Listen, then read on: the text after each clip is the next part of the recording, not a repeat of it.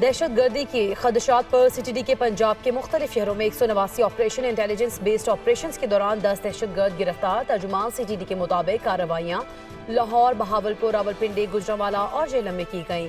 तर्जुमान के मुताबिक रावलपिंडी से 2 खतरनाक दहशत गर्द बादल सिंह और सूरज सिंह गिरफ्तार कर लिए गए हैं।